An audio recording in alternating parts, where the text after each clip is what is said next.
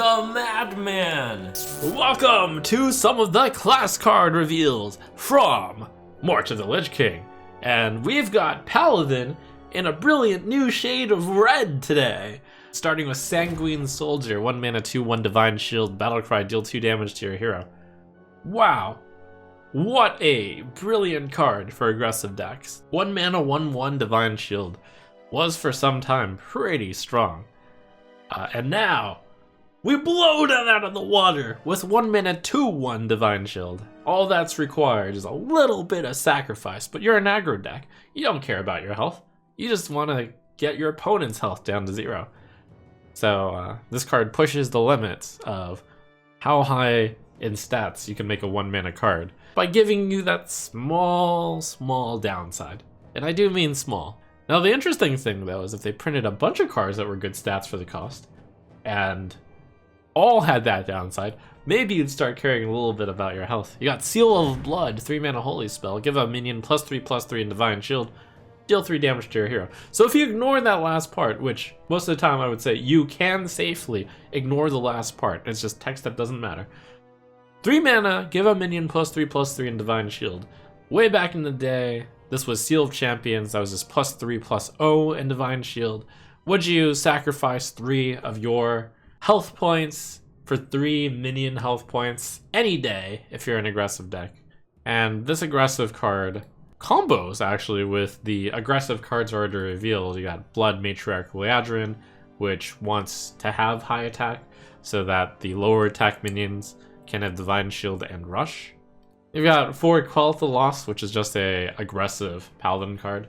So first of all of these cards have a little bit of a blood theme to them because the Paladin is on the side of Silvermoon in the Silvermoon versus Undead battle going on. The irony is undead cards tend to be low mana cards and also kind of aggressive. So you might actually build an undead Paladin deck, you know, if you had to find the most aggressive cards out there. And then you got 2 of the cards that are potentially more for the control Paladin. Feast and Famine, 1 mana, give your hero +3 attack this turn, Mana Thirst 4, and Lifesteal. That's pretty useful. There might be some 3 health troublesome 1 mana cards out there. Feast and Famine can deal with that. That you can actually use this as a lifesteal tool later on could be very useful too. You know what's especially cool? You play this, and then you play Cariel.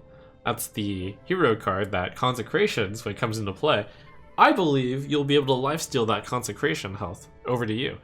So you'll gain 2 extra health per opponent's minion, plus, of course, the face, so 2 times opponent's minions plus 1.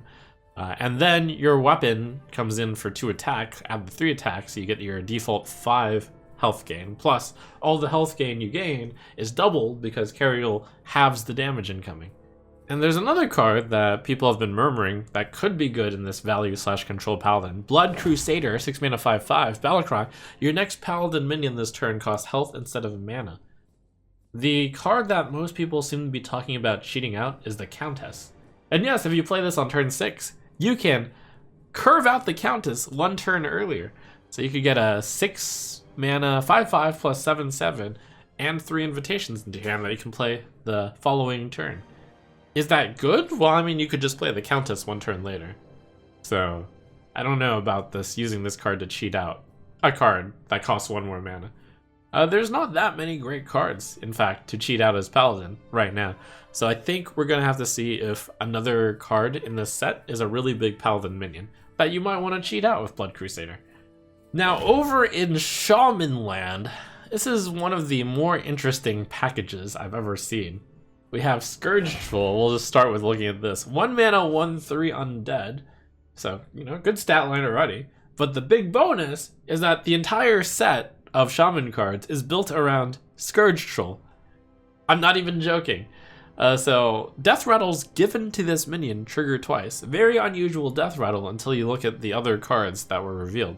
So we already know about Deathweaver Aura, but that is a good card to curve onto the Troll. Theoretically, if you play this card on the Troll, then on turn 2 you have created 12/8 worth of stats But in case that isn't good enough, you've got Shadow Suffusion, a 3-mana shadow spell. Give your minions Deathrattle, deal 3 damage to a random enemy.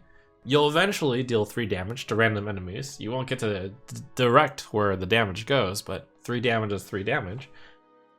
So this rewards wanting a wide board. Another card that wants a wide board full of just random stuff is Rotgill, the legendary 5-mana 3/6 undead Murloc battlecry.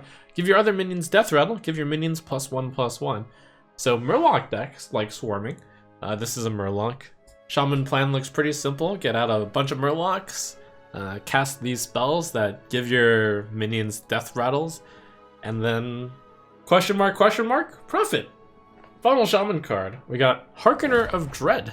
5-mana 2/2 taunt, Deathrattle, summon a 6/6 undead with taunt. Good stats for the cost. 5 mana for 8/8. Honestly, a fine anti-aggro tool for control shamans. It's kind of sticky. The stickiness theoretically is good with all the things that give your entire board Deathrattles. This is distinctly better than Burning Blade Acolyte back in the day, because that 4-mana 1/1 was really slow. It didn't have taunt. So you would summon it, and then you'd trade it, and then only 2 turns after you cast it would you be able to attack with the 5/5. This card, you summon it, and then your opponent trades into it, and then you'll be able to attack with a 6/6 next turn. Or your opponent doesn't trade into it, and then you gained a lot of health. We have been looking for good Deathrattle undeads to reborn. Can you see the Drakari Embalmer on this? The Drakari Embalmer would effectively be, with this battle cry, 3 mana, 9/11 worth of stats, because you have the 6/6 plus the 1 health extra offered by the Reborn. Wow.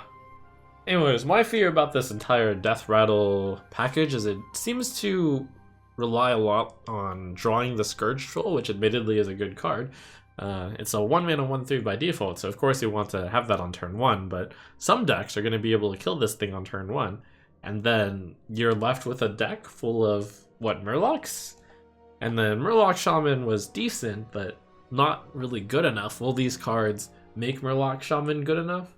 I'm also similarly not too impressed by the Paladin aggressive cards. Super aggressive deck hasn't worked in some time, and I don't think we see enough neutral, super aggressive support out there.